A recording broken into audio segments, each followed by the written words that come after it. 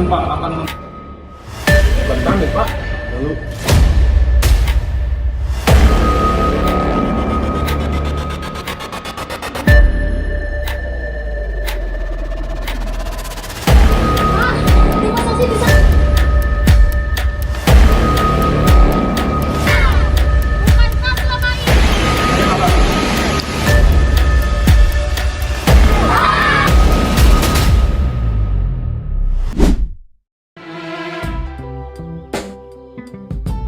Yeah, yeah. Yeah, yeah, yeah. That's the way every day goes. Every time we've no control. If the sky is pink and white, if the ground is black and yellow, it's the same way you showed me. Nod my head, don't close my eyes. Halfway.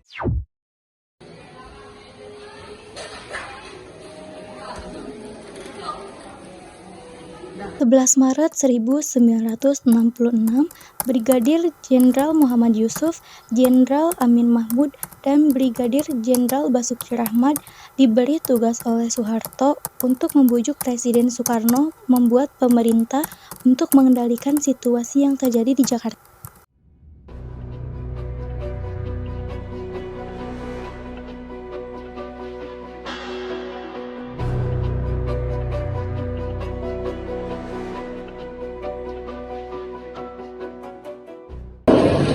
Kalian harus bisa membujuk Presiden Soekarno dan meminta lupa kepada saya agar kepada organisasi saya baiklah. Dan juga kalian harus menceritakan pada negara saat ini, karena saya sendiri juga bisa menceritakannya dengan cara seperti saya sendiri. Baik Pak.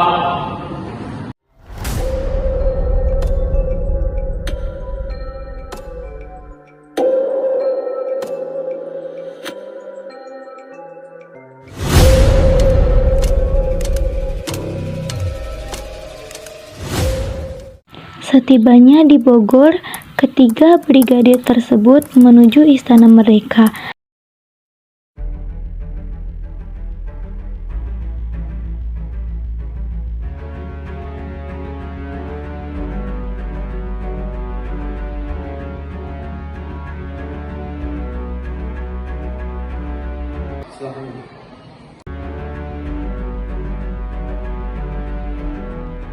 Saat ini kota Jakarta tidak aman. Banyak mahasiswa melakukan demonstrasi untuk pelepasan PKI di Indonesia. Saat ini kota sedang hijau. Lebih baik kita menjalankan kembali.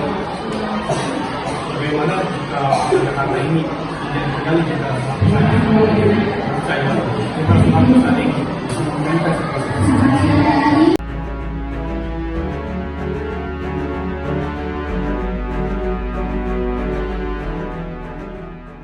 Akhirnya Presiden Soekarno setuju dengan hal tersebut dan dibuatlah surat pemerintah yang dikenal dengan Surat Perintah 11 Maret yang ditunjukkan kepada Mayor Jenderal Soeharto selaku Panglima Tindakan yang diperlukan.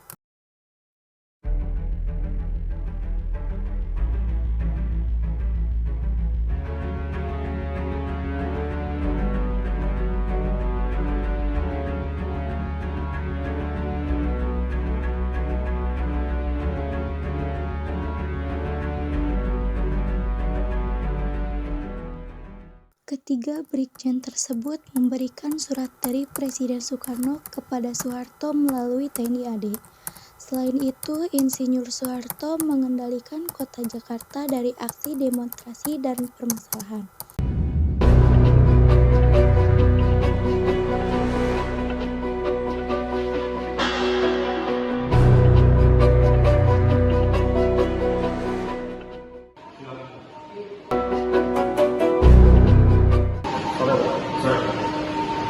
Saya ingin membuat konsep memakai PKI karena saya ingin melakukan kepada saya akan melakukan tugas penting dari Bapak Presiden.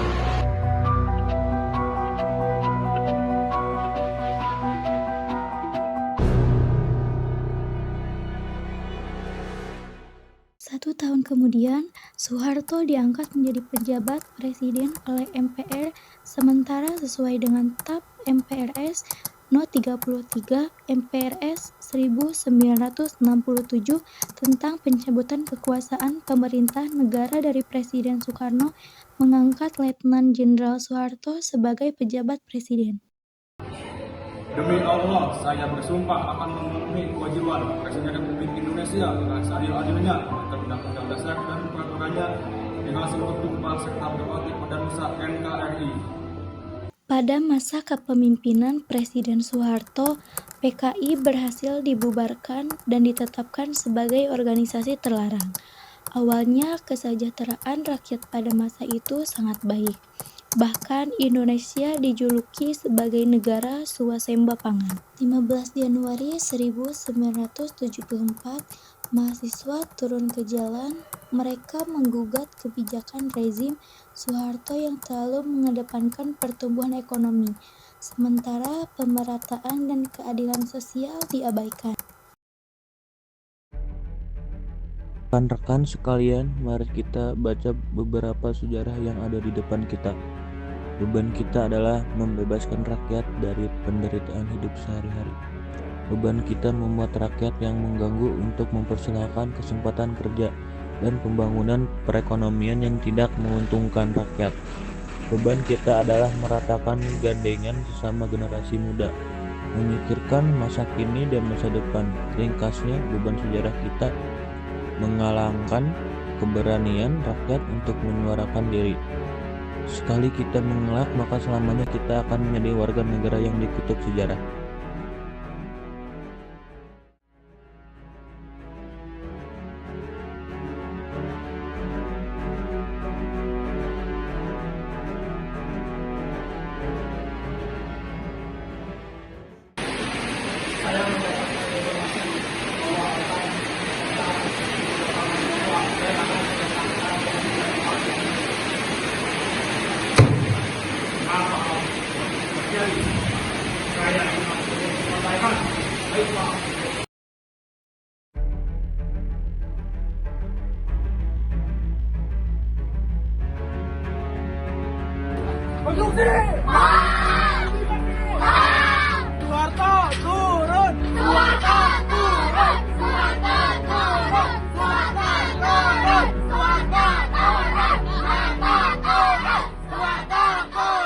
Akhirnya sekelompok yang dipimpin oleh Hariman Siregar tetap melakukan aksi demonstrasi ke arah Jakarta Pusat, karena di Halim Perdana Kusuma sudah diblokir oleh aparat.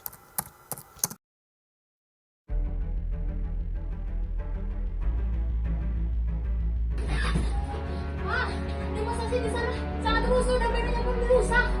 Serius, siapa yang membakar? Mahasiswa kita yang membakarnya. Kalau begitu, bisa-bisa kita yang kita tuduh. Iya. Ayo benar-benar. Ayo. Aksi demonstrasi berbuntut kerusuhan. Mendengar berita tersebut, Presiden Soeharto memerintah Ali Sadikin untuk memperingatkan Hariman Siregar.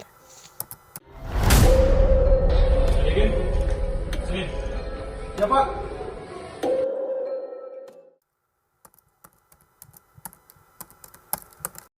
Iman, keadaan semakin gawat. Siapa yang melakukan kerusuhan itu? Bukan kami, Pak. Lalu, kalian kan yang ada pada saat itu. Kerusakan dan kebakaran bukan oleh mahasiswa, Pak. Kami akan berjuang untuk mengusut dari masyarakat. Hariman Siregar segera diadili dan dipenjara.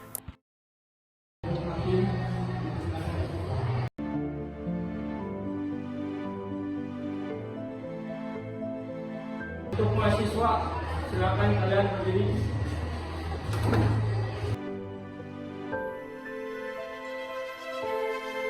Kerusuhan apa yang terjadi? Kita mahasiswa yang berdemonstrasi secara damai untuk membuat pemberontakan kesejahteraan masyarakat. Hal yang paling untung adalah oknum-oknum yang tidak memperdemonstrasi. Bagaimanapun juga saudara harus dihukum. Saudara Hariman Siregar berhak atas kerusuhan pada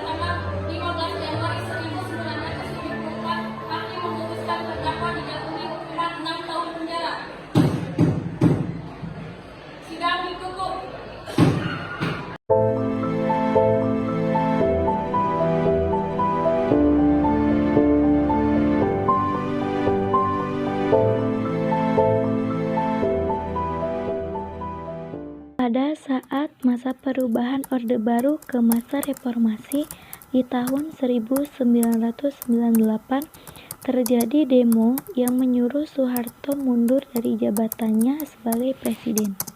Turunkan Soeharto, Soeharto turun, turunkan Soeharto, Soeharto turun. Kita di sini di hadapan mereka untuk menyuarakan yang menurut kita benar. Benar. Bukankah selama ini orang-orang bilang buat apa memodali semua orang? Benar, benar, benar. Barang siapa yang berjuang bersama Tuhan ini, maka ia akan menjadi saudara dan bersatuku. Benar, benar, benar.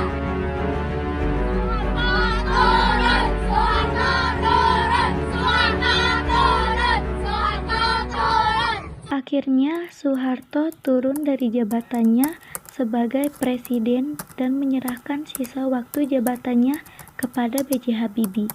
Assalamualaikum warahmatullahi wabarakatuh. Waalaikumsalam warahmatullahi wabarakatuh. Sejak waktu terakhir saya mengikuti dengan cermat perkembangan situasi nasional kita, terutama aspirasi rakyat untuk mengadakan reformasi di segala bidang kehidupan berbangsa dan bernegara. Atas dasar pemahaman saya yang mendalam terhadap aspirasi tersebut dan terdorong oleh keyakinan bahwa reformasi tersebut perlu dilaksanakan secara tertib, damai, dan konstitusional demi terpeliharanya persatuan kesatuan bangsa serta berlangsungnya pembangunan nasional. Saya menyatakan akan membentukkan komite reformasi dan mengubah susunan kabinet pembangunan ketujuh. Namun, demikian kenyataan saya hari ini menunjukkan komite reformasi tersebut tidak dapat karena tidak adanya tanggapan yang memadai terhadap rencana pembentukan komite tersebut. Dalam keinginan untuk melaksanakan reformasi dengan secara sebaik-baiknya, saya menilai bahwa tidak terwujudnya komite reformasi tersebut, maka perubahan susunan kabinet pembangunan ketujuh tidak diperlukan lagi. Dengan memperhatikan keadaan di atas saya, berpendapat sangat sulit bagi saya untuk dapat menjalankan tugas pemerintahan negara dan pembangunan yang baik. Oleh karena itu, dengan memperhatikan ketentuan pasal 8 Undang-Undang Dasar 1945 dan setelah dengan sungguh-sungguh melakukan pemilihan pemimpin dewan rakyat untuk konsentrasi yang ada di dalamnya, saya memutuskan untuk menyatakan berhenti dari jabatan saya sebagai Presiden Republik Indonesia.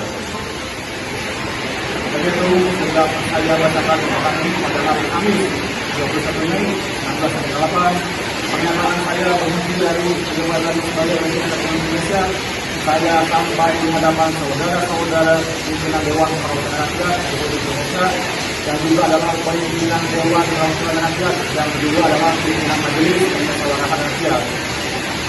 Pagi ini saya kesempatan diberikan sesuai dengan pasal 8 Undang-Undang Dasar 1945, maka Wakil Presiden Republik Indonesia yaitu B.J. Habibie akan melanjutkan sisa waktu jabatan Presiden Menteri MPR 1998 sampai 2003.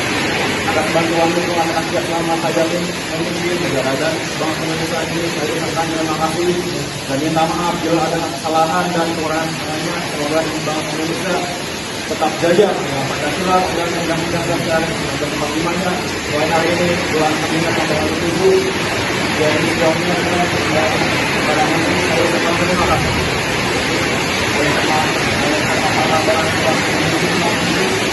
Melaksanakan menetapkan kembali pengadaan luar siap untuk mencari pemesanan pemimpin dalam penyelenggaraan pembangunan negara. Kiranya saudara Wakil Presiden sekarang juga akan melaksanakan penetapan sumpah jabatan Presiden di hadapan amanat tahun Republik Indonesia. Jakarta 29 Mei 1945, Presiden Republik Indonesia. Terima kasih. Setelah menyerahkan kekuasaan, B.J. Habibie diangkat menjadi Presiden Republik Indonesia pada tanggal 21 Mei 1998.